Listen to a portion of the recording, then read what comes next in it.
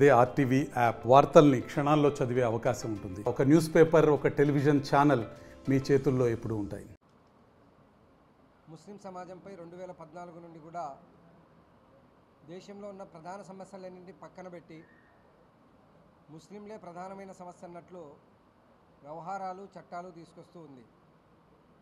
ఉదాహరణకి కాశ్మీరు తదితర ప్రాంతాలు మొదలుకునే ఈశాన్య రాష్ట్రాల వరకు 93 లక్షల కిలోమీటర్ల భూభాగాన్ని చైనా తీసుకుంటే విదేశాంగ మంత్రి జయశంకర్ ఏమన్నాడు అంటే మేము వారితో పోరాడలేము, మేము వారితో ఏమీ మాట్లాడలేము అని చెప్పేసి మాట్లాడి భారతదేశంలో 1937 సర్వే ప్రకారం 9,40,40,000 ఎకరాల వక్బోర్డ్ భూములను బూచిగా చూపిస్తూ వీళ్ళ దగ్గర ఇంత భూమి ఉందండి అన్నారు. అలాగే కాకుండా వీళ్ళు ఏ భూమిని చూపిస్తే అది ఒక భూమి అయిపోతుందని చెప్పేసి హిందూ సమాజాన్ని మభ్యపెట్టి, మరోవైపు ముస్లింలను మేమిది చేస్తున్న సవరణ ద్వారా ముస్లిం సమాజానికి ఆర్థిక స్థితి బాగుపడుతుంది, వాళ్ళకు ఉద్యోగాలు వస్తాయి, వాళ్ళు చదువుకుంటారన్న అబద్ధాలను తీసుకొస్తూ అసలు చట్టం ఏదైతే ఉందో అది పటిష్టం చేయడం పోయి నిర్వీర్యం చేస్తూ 91 యాక్ట్ను కూడా తీసివేసి 1995లో ఉన్న లిమిటేషన్ యాక్ట్ని కూడా తీసేస్తూ అన్నిటినీ తొలగిస్తూ తీసుకున్న నిర్ణయాలు ఏవైతే ఉన్నాయో, ఎక్కడైతే ట్రిబ్యునల్ సిట్టింగ్ జడ్జి ద్వారా ఉన్నిందో అలాగే హైకోర్టు వెళ్ళే వ్యవహారం ఉన్నిందో మొత్తం కలెక్టర్ చేతికి ఇచ్చేసి, ఇస్లామీయ వ్యవస్థలో వక్ఫ్ అన్నది అల్లా పేరుతో ఇచ్చేది, కలెక్టర్ పేరుతో ఇచ్చేది కాదు, కలెక్టర్కి ఇవ్వండి అని చెప్పి దాంట్లో నిర్ణయాలు తీసుకుంటూ, అలాగే ముస్లిమేతరులను ఎక్కడైతే తిరుమలలో కానీ ఏ బోర్డులో కూడా అక్కడ పాచి పని చేయడానికి కూడా ముస్లిమేతరులు హిందూయేతరులు పనికిరారని చెప్పి ఆంధ్రప్రదేశ్ రాష్ట్రం చట్టం చేసి వీళ్ళెళ్ళి ముస్లిమేతరుల అక్కడ ఉండొచ్చు అని చెప్పేసి వక్ఫ్ కౌన్సిల్లో మ్యాండేటరీగా 4, అలాగే వక్ఫ్ బోర్డులో 2, అంటే 2 నుంచి 7 మంది వరకు ఉండి ఓటింగ్ సరళి జరుగుతున్నప్పుడు అన్యాయం చేయాలన్న ప్రధానమైన ఉద్దేశంతో తీసుకొచ్చారు. దీన్ని ఖండిస్తూ రాజ్యాంగంలో ఉన్న 14, 15, మరి 21, 25, అలాగే 29, 30 ఆర్టికల్స్ను ఖండన చేస్తూ ఏదైతే తీసుకున్నారో దాన్ని ఖండిస్తూ ఒక సుదీర్ఘ ఉద్యమానికి ఈరోజు వక్ఫ్ పరిరక్షణ జాయింట్ యాక్షన్ కమిటీ ఇక్కడ జిల్లా వ్యాప్తంగాను కడప నగర వ్యాప్తంగాను పనిచేయడానికి కమిటీలు 2 దీంట్లో ఈరోజు పాస్ అవ్వడం జరిగింది. మరి వారందరూ కలిసి జిల్లా వ్యాప్తంగా ఆల్ ఇండియా పర్సనల్ లా బోర్డు ఏ విధమైన కార్యాచరణ ఇచ్చిందో అది, మరి ప్రాంతీయంగా మాకున్న కార్యాచరణ ప్రకారం రోజువారీ ఉద్యమాలు ప్రారంభమవుతాయి. రేపు నబీకోట్ నుంచి మళ్ళీ 7 రోడ్స్ వరకు అంటూ అప్ టు మన సిఎస్ఐ నుండి 7 రోడ్స్ వరకు ఒక ర్యాలీ ఉంది. దీని తర్వాత వరుసగా కూడా నిరంతరంగా పోరాటం కొనసాగుతుంది. ఈ నల్ల చట్టాన్ని వెనక్కి తీసుకునేంత వరకు ప్రాణత్యాగాలైనా చేసి ఈ చట్టాన్ని ఎలాగైతే 700 మంది మన రైతులు ప్రాణత్యాగాలు చేసి చట్టాలు వెనక్కి తీసుకునేలా చేశారో అలాంటి త్యాగాలకు సిద్ధమయ్యే ఈ పోరాటానికి దిగాము. ఎందుకంటే బ్రిటిష్ వారి బూట్లు నాకిన వాళ్ళం కాదు. ఎందుకంటే బీజేపీ ఎమ్మెల్యే ఒకతను ఏమన్నాడు అంటే, మేము జలియన్వాలా బాగ్ సృష్టించగలమన్నాడు, డైరీ చదువుకో, అందులో ఎదలు చూపించి ఎవరైతే చచ్చిపోయారో వాళ్ళందరూ ముస్లింలే, మేము దానికి సిద్ధంగా ఉన్నాం, మేము నీతో పోరాడడానికి సిద్ధమయ్యే దిగాము. ఎందుకంటే మేము రాజ్యాంగబద్ధ పోరాటాలకు సిద్ధమవుతున్నాం. ఈ పోరాటాన్ని మేము కలిసికట్టుగా అఖిలపక్షం అందరం జాయింట్ యాక్షన్ కమిటీగా ఇండియన్ అలయన్స్ మొత్తం కూడా కలిసి పనిచేస్తుంది. నేను జాయింట్ యాక్షన్ కమిటీ జిల్లా కన్వీనర్ సయ్యద్ అహ్మద్ బాబుభాయ్ నా పేరు. మరి దీని తర్వాత సోదరుడు చంద్రశేఖర్, ఆ తర్వాత మా భారతదేశంలో నరేంద్ర మోడీ అధికారంలోకి వచ్చిన తర్వాత దేశాన్ని ముందుకు నడిపిస్తాననేటువంటి వాగ్దానాలు, దేశంలో ప్రజా సమస్యలను పరిష్కారం చేసి ఉత్పత్తిని పెంచుతామని చెప్పినటువంటిది, ఉద్యోగాలు కల్పిస్తామని చెప్పినటువంటిది, పేదరికాన్ని నిర్మూలిస్తానని చెప్పినటువంటి ఇవేవి కూడా ఒక్కటంటే ఒక్కటి అమలు చేయకపోగా ప్రజలకు వ్యతిరేకమైనటువంటి చర్యలు తీసుకోవడంలో ముందుంటా ఉన్నాడు తప్ప, ఇవాళ ప్రజా సమస్యలు తీవ్రంగా ఉంటే ఆ సమస్యలు పరిష్కారం చేయకపోగా కులాల మధ్య, మతాల మధ్య, ప్రాంతాల మధ్య, దేవుని పేరుతో, దేశభక్తి పేరుతో, రకరకాలైనటువంటి వాదనల పేరుతో ప్రజల మధ్య వైషమ్యాలను రెచ్చగొట్టి తద్వారా ప్రజా సమస్యలు పక్కకు నెడతా ఉన్నాడు. అందరితో ఆగడంలే. ఈ దేశంలో పోరాడి సాధించుకున్నటువంటి ప్రజల రెక్కల కష్టంతో నిర్మితమైనటువంటి ప్రభుత్వ రంగ సంస్థలన్నీ ఇవాళ మోడీ పెంపుడు సంస్థలైనటువంటి అంబానీ, అదానీలకు కట్టబెట్టినాడు.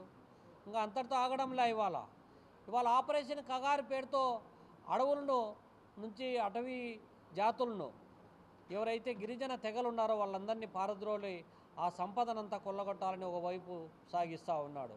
వ్యవసాయాన్ని రైతులకు దూరం చేయాలని చూశాడు. సిఏఏ ఎన్ఆర్సీ పేరుతో అనేక రకాలైనటువంటి ముస్లింల పైన దాడికి తెగబడినాడు. ఇవేవి కాదన్నట్టు ఇవాళ దేశంలో రైల్వే తర్వాత అతిపెద్ద ఆస్తులు కలిగినటువంటి వక్ఫ్ బోర్డు పైన మోడీ కన్నుబడింది. ఎలాగైనా సరే ఈ వక్ఫ్ బోర్డు ప్రాపర్టీస్ను తన పెంపుడు సంస్థలైనటువంటి అంబానీ ఆదానీలకు కట్టబెట్టాలనేటువంటి ఒక దుర్మార్గపూరితమైన ఆలోచనతో వక్ఫ్ బోర్డు చట్టాన్ని సమూలమైనటువంటి మార్పుల పేరుతోటి అసలు ముస్లిం సమాజం కోసం వాళ్ళ ఆస్తులను త్యాగం చేసినటువంటి వాళ్ళను పక్కన పెట్టి ముస్లిమేతరులను దాంట్లో చొప్పించి ఏ పార్టీ అధికారంలో ఉంటే ఆ పార్టీ నాయకులను చొప్పించి తద్వారా కబ్జా చేయాలనేటువంటి ఒక దుర్మార్గపూరితమైన ఆలోచనకు తెరలేపినాడు. దీనికి వ్యతిరేకంగా పోరాటం చేయాలనేటువంటి ఆలోచనతో సంకల్పంతో ఇవాళ కడప నగరంలో అజ్మత్ ఫంక్షన్ హాల్లో జరిగినటువంటి రౌండ్ టేబుల్ సమావేశంలో జాయింట్ యాక్షన్ కమిటీ ఏర్పడింది. మోడీ యొక్క విధానాలు దుర్మార్గాలు వక్ఫ్ బోర్డు చట్ట సవరణ చట్టం వెనుక ఉన్నటువంటి దుర్మార్గాలను ప్రజాక్షేత్రంలో ప్రజలకు వివరిస్తాము. ప్రజాక్షేత్రంలో నరేంద్ర మోడీ యొక్క దుర్మార్గపు ఆలోచనలను ప్రజాక్షేత్రంలో మోడీని దోషిగా నిలబెట్టే వరకు ఈ పోరాటం కొనసాగుతుందని చెప్పి తెలియజేస్తా ఉన్నాం. ఈరోజు ఇక్కడ కడప అజ్మత్ ఫంక్షన్ హాల్లో వక్ఫ్ పరిరక్షణ జేఏసీ ఏదైతే ఫామ్ అయిందో దీనిలో ఇండియా కూటమి అలయన్స్ ఏవైతే ఉన్నాయో మన రాజ్యాంగబద్ధంగా రాజ్యాంగం కోసం పోరాడేదానికి ఇక్కడ ఒక నిర్ణయాత్మకంగా ఒక కమిటీని ఫామ్ చేసి ఈ కమిటీ ద్వారా రాబోయే కాలంలో ఒక ప్రణాళిక ప్రకారం మంచి కార్యాచరణ ప్రకారం మా రాజ్యాంగ రచయిత ఎవరైతే ఉన్నారో డాక్టర్ బిఆర్ అంబేద్కర్ గారు రాజ్యాంగం ప్రకారంగా దాన్ని కాపాడే విధంగా అందరం కలిసి పోరాడి మన రాజ్యాంగాన్ని కాపాడాలనే ఉద్దేశంతో ఈరోజు నుంచి ముందుకెళ్ళాలని నిర్ణయించుకున్నాము. ఇది కేవలము రాజ్యాంగం కోసము ఈ మతాల మధ్య చిచ్చు పెట్టే బీజేపీ మతాల మధ్య చిచ్చు పెట్టే ఈ ఎన్డీఏ బీజేపీ కూటమికి వ్యతిరేకంగా రాజ్యాంగం కోసం ఏర్పడిన ఒక జేఏసీ ఇక్కడ కులాలకు మతాలకు అతీతంగా అన్ని పార్టీలు అన్ని సంఘాలు కలిసి ఈ జేఏసీని ఫామ్ చేసి ఇక్కడ నుంచి రాజ్యాంగం కాపాడే విధంగా మేమందరం పని చేయాలని నిర్ణయం తీసుకున్నాము. ఈ సందర్భంగా ఇంకొకటి ప్రజలకు జాగృతం చేయాలనుకుంటున్నాను. అదేమిటంటే ఏవైతే ఈ రాజకీయ పార్టీలు ఉన్నాయో మతాలకు కులాలకు కట్టుబడి పనిచేస్తున్నాయి అంటే వాళ్ళని చిచ్చు పెట్టిందే వాళ్లకు ఆ ఓట్లు రావనే ఉద్దేశంగా పనిచేస్తున్నాయో ఇది మనం అనుకుంటున్నాం. మన ఆంధ్రాలో దాని ప్రభావం లేదని. ఇక్కడైతే ఏదైతే ప్రాంతీయ పార్టీలు ఉన్నాయో అది టీడీపీ కానీ వైసీపీ కానీ జనసేన కానీ ఇక్కడ అన్ని మతాలకు మనం పనిచేస్తామని ఓట్లు తీసుకుని అక్కడ పోయి మతాల మధ్య చిచ్చు పెట్టి చలికాల్చుకునే ఆ బీజేపీ దగ్గర వాళ్ళ కాళ్ళ దగ్గర కూర్చొని వాళ్ళ కోసం పనిచేసే ఆ బీజేపీ పార్టీ కోసం పనిచేసే ఈ ప్రాంతీయ పార్టీలను మనము విరుద్ధంగా పనిచేసి వాళ్ళకు వ్యతిరేకంగా మన ఓటు హక్కును కాపాడుకుంటూ మనము దేశం మన రాజ్యాంగం పరంగా పనిచేసే రాజకీయ పార్టీల కోసం పనిచేయాలని ఓటు హక్కును ఉపయోగించాలని నేను మనవి చేసుకుంటూ ఇక్కడ నుంచి ఏదైతే ఈ ప్రజా సంఘాలు ఏదైతే పార్టీలు ఏదైతే ఇండియా కూటమి కలిసి ఈ జేఏసీ ఏర్పాటు చేసినామో దానికి తోడ్పాటుగా అందరూ ముందుకు రావాలని కోరుకుంటూ సెలవు తీసుకుంటున్నాం. बिस्मिल्लाहिर्रहमानिर्रहीम।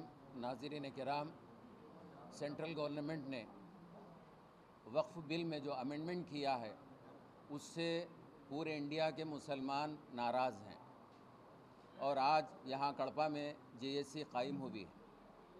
ये अमेंडमेंट बिल ये बहुत मुसलमानों के हक़ में बहुत नुकसान करने वाला है और ये कॉन्स्टिट्यूशन के बिल्कुल ख़िलाफ़। हम आज से लड़ाई शुरू कर रहे हैं कॉन्स्टिट्यूशन को बचाने के लिए। कॉन्स्टिट्यूशन में रहकर हमारा जो संविधान है उसको हमें बचाना।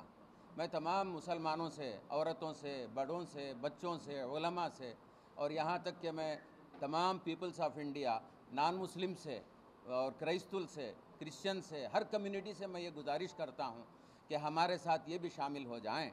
हम कोई गलत लड़ाई नहीं लड़ रहे हैं, हम कोई गलत मुतालबा, गलत डिमांड नहीं कर रहे हैं। ये हमारा हक़ है और हमारा कॉन्स्टिट्यूशन हमको ये हक़ दे रहा है।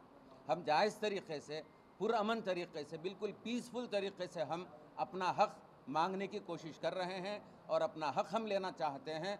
और इस सिलसिले में हमको तमाम हिंदू भाइयों से, क्रिश्चियन भाइयों से, सबसे हम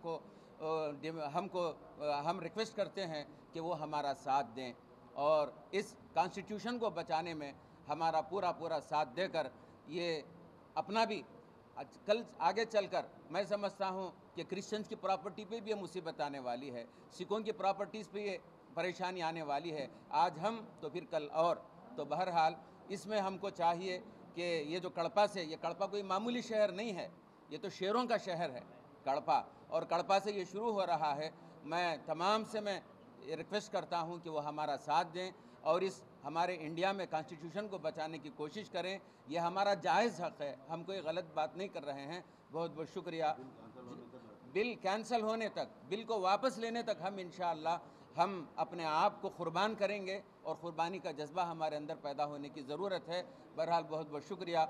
खुदा మరిన్ని వీడియోస్ కోసం ఛానల్ ని సబ్స్క్రైబ్ చేయండి, లేటెస్ట్ అప్డేట్స్ కోసం వాట్సాప్ ఛానల్ ని ఫాలో చేయండి అండ్ లింక్ డిస్క్రిప్షన్ లో ఉంది.